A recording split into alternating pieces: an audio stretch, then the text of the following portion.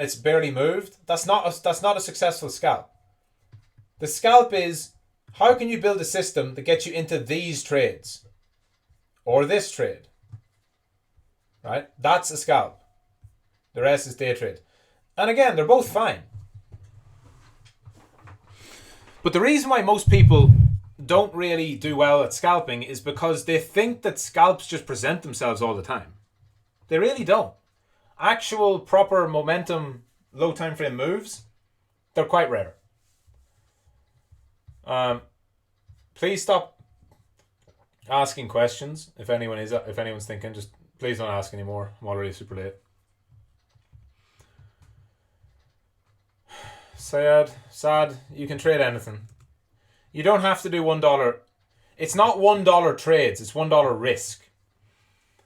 But if Bitcoin, the lowest you can do, position size and all that, you can trade anything you want, bro. You can trade Bitcoin with just the minimum amount of risk. Doesn't have to be one. L2 Trumpy, during market structure break, how do you determine a clean breakout? Sometimes the market structure breakout. There's no experience, bro. Experience. It's not like, this is like asking me, Michael, how do you know if a breakout's real? Trade for several years and you realize that you still don't know. It's not that I'm better at identifying what, like when it's happening in real time, right? When it's actually happening, like over here, I can't tell you with any greater accuracy whether that was going to be a proper breakdown or not than the next person. It's not that you suddenly get better at knowing what is a real breakout and what's not. Now you do get marginally better. You do learn and pick up certain things, such as the first attempt to break out is probably going to fail. But even with that, it's not that you necessarily get better, it's that you understand that there's no way to know. An experienced trader just knows that the market structure break sometimes will be messy and it will come straight back. They just know that, so they're not upset when it happens, and then they don't lose their head and take stupid trades. That's really all it is. Because when you're newer and you see this under over forming and it breaks up, it comes back and it looks great and you get long, because look at this, you're like, holy shit, this is just like Michael's lessons. This is like textbook. You load up on a long, your stop loss goes there, and then boom, price is that. The only difference between a newer trader and a more experienced one is that the more experienced trader doesn't get upset when that happens, because they realize that patterns don't always play out. Ashish GM took my first live trade. Entry supposed to be 63,188. But time finished, I'm a little bit pressing down to 63,06. Confused in general. This is a good time.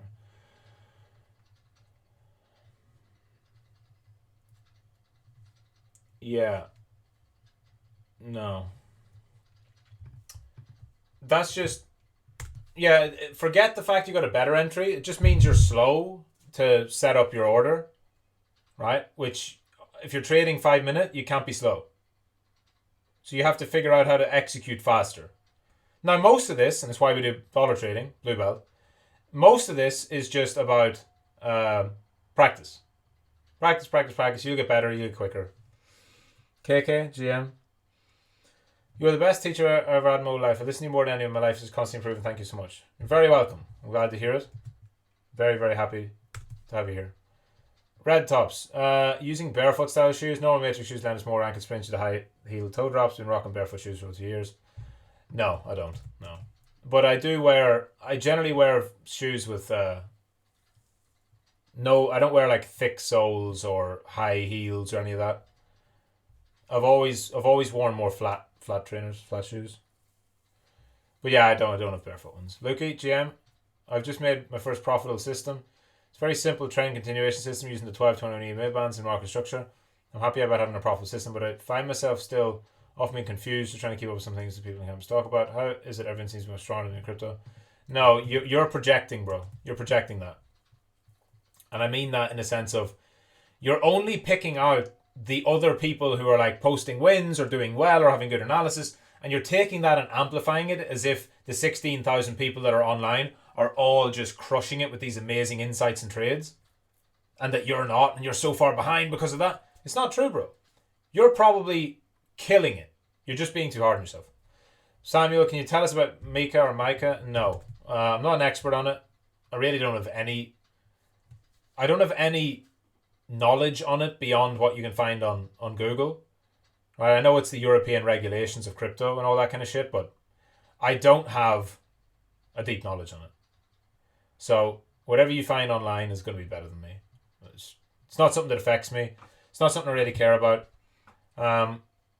If there is anything of note with it, I'll find out because I know I follow the right.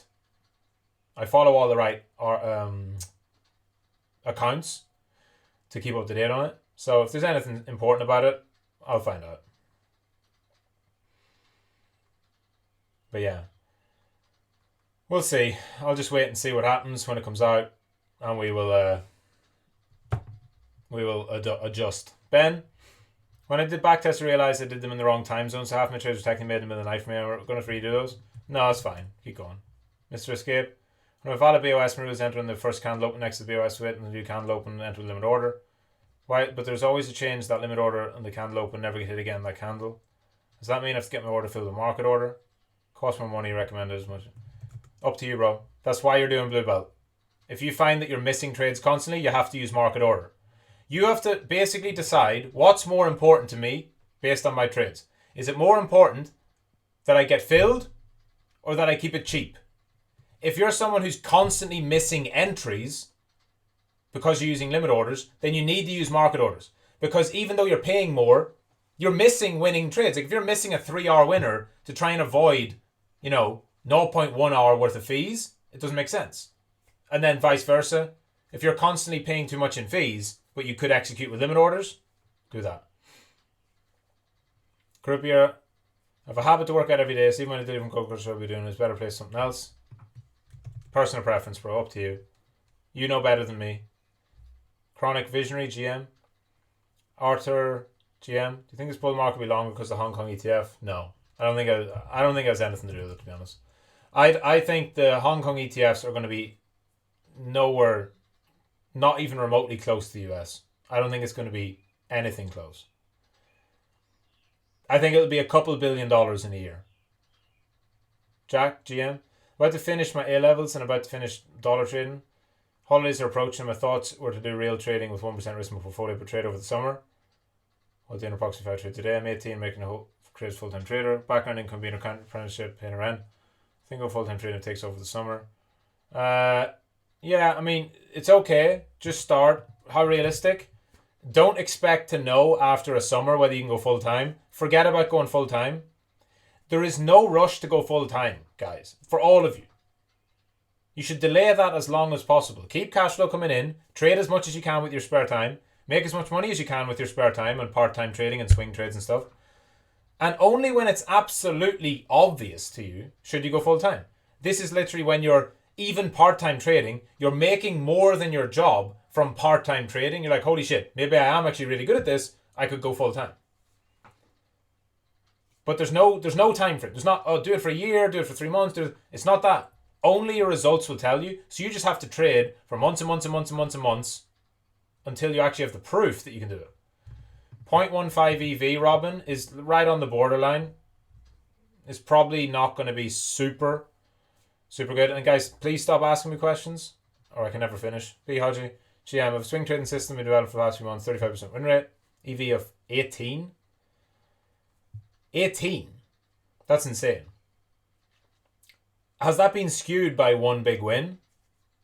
Assuming you mean 18 and not 1.8. Anyway, per one of your recent daily lessons, you mentioned honing in on your A plus system. This is currently the only system I have. Is it even worth looking to develop a scalping system? The only reason I'm considering developing a scalping system is so I can graduate blue belt, move to purple belt. I don't want to be in dollar trade and an A plus swing system during the next leg of the bull run. Thank you for everything you do. Well, I've already fixed that and crossed that bridge by giving the second path. We do 30 trades, not 100. So you know that path is there. You can graduate with 30 trades. So it's better for swing traders. They just have to be across a minimum of 3 months. But you can also take lower time frame trades too. I wouldn't stop at one system. No. This whole thing about an A plus system, bro, if you only have one system, you don't have an A plus system. Even if it's profitable.